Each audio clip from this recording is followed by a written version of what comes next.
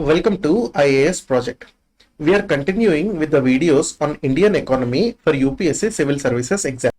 Now let's look at what is the relationship between GNDI and GNI. GNDI or Gross National Disposable Income is nothing but the total disposable income of the entire economy.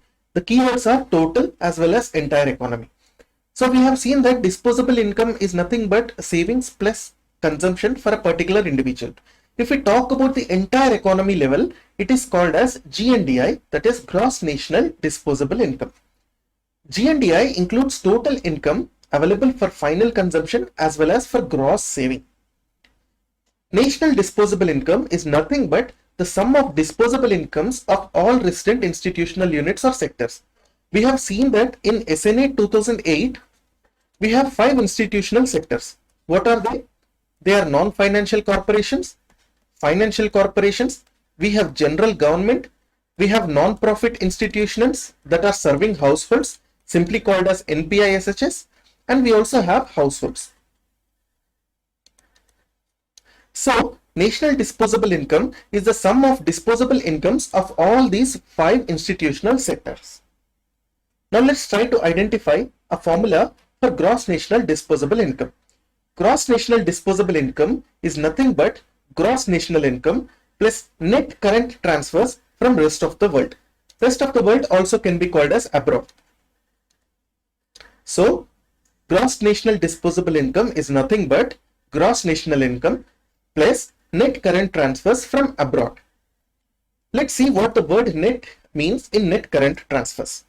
Net current transfers from rest of the world simply means current transfers which are receivable by residence units from rest of the world minus current transfers which are payable to non-residence unit to the rest of the world. Let's understand this with an example for India and USA. This is India and this is USA.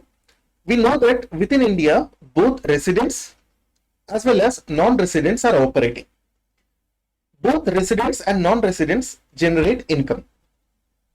Also in USA, we have residents of India and non-residents who are basically residents of USA. So, whatever are the residents of India that are sending current transfers to India, they have to be added. That is, current transfers receivable by resident units from rest of the world. So, here USA is just an example. But what we are considering is, we are considering from rest of the world. So, we are considering all the current transfers that are being sent by Indian residents from around the world into India. So we are adding this one and we are subtracting whatever are the non-residents that are sending current transfers back to the world. So with this, we get net current transfers. We have understood what net current transfers are. Now let's try to understand what current transfers are actually. So what are current transfers? Current transfer is a transaction in which one institutional unit provides a good or service to another unit without receiving any good or service in return. I hope the definition itself is very clear. Simply, goods and services are flowing only in one direction and there is nothing that is flowing in return, not money or anything. So this is called as a current transfer. Current transfer can be between 2 resident institutional units or they can be between one residential institutional unit and other non-residential institutional unit. For example, let's consider the case of India and USA again. Current transfers can be between 2 resident units of India or it can be between a resident unit of India to a non-resident unit somewhere else. In the case of current transfers, the concept of direct quid pro quo does not apply. What is quid pro quo? In simple terms, it means I will give you something, you will give me something. So, I'll give you XYZ, you give me ABC. That is called as quid pro quo. If I give you ABC and you are not giving me anything, it is not called as a quid pro quo. Because quid pro quo means there has to be exchange in both directions. So, in the case of current transfers, we know that there is only flow from one person or one entity to another entity. So there is no flow in the return. So quid pro quo does not apply to current transfers. Also, current transfers does not oblige one or both parties to acquire, dispose of an asset. Acquire simply means buying, dispose of simply means selling. So, for example, if I am giving you money, you don't have to sell me anything. Then this is called as a current transfer. Similarly, if you are buying something from me, I am not giving you anything in return or charging anything. Then this is called as a current transfer. Current transfers are made as part of social responsibility. So, the receiver need not pay anything in return directly. Current transfers are made not against any productive activity on the part of the receiver. This is we have seen in the first line itself. Examples of current transfers include old age pensions, unemployment compensation, disaster relief payment, taxes paid to government, interest paid on public debt, etc. So if we see these, most of these are actually paid by government to its citizens. Also, we can have non-profit institutions that are serving households, which are called as NPISHs, that can pay direct current transfers to households also. But you must remember that it is not mandatory that current transfers are only done by government. They can be done by anyone.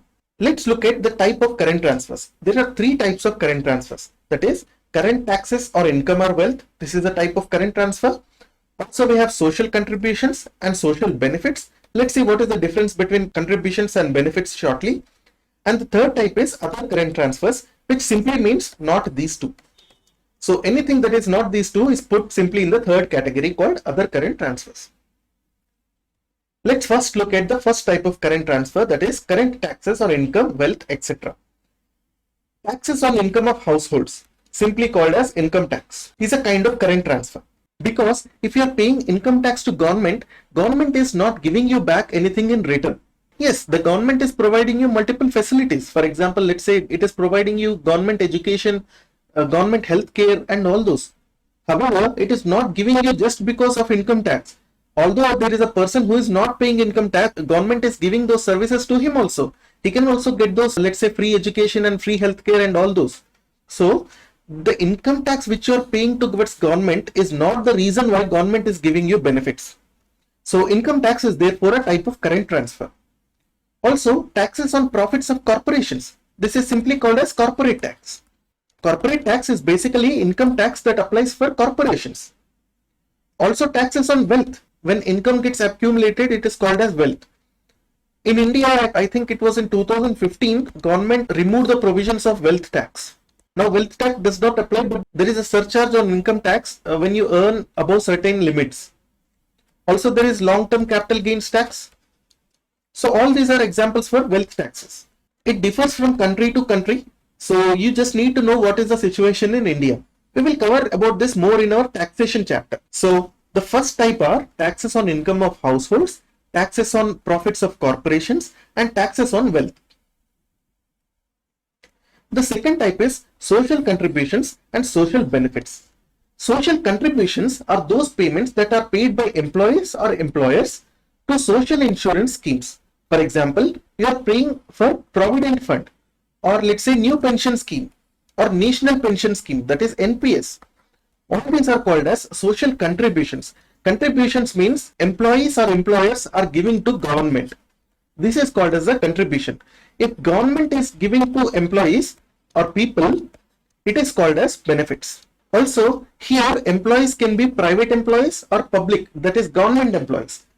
Employers can be private sector as well as public sector. Social benefits are nothing but current transfers received by households. For example, for sickness, we know, for example, TB patients are getting, I believe, 500 rupees for their medicines. Also, we have government scheme where rare diseases are being treated for free. So, all these are examples of social benefits that are given for sickness. Also, for unemployment, retirement benefits, for housing, for education, all these benefits are social benefits and they only flow from one direction to other, and there is no return expected by government as government is paying these benefits. So, they are called as current transfers. Social benefits through social insurance schemes also come under current transfers. For example, Pradhan Mantri Suraksha Bima Yojana, Pradhan Mantri Jeevan Jyoti Bima Yojana, as well as social assistance schemes social assistance scheme example is Indira Gandhi National Old Age Pension Scheme.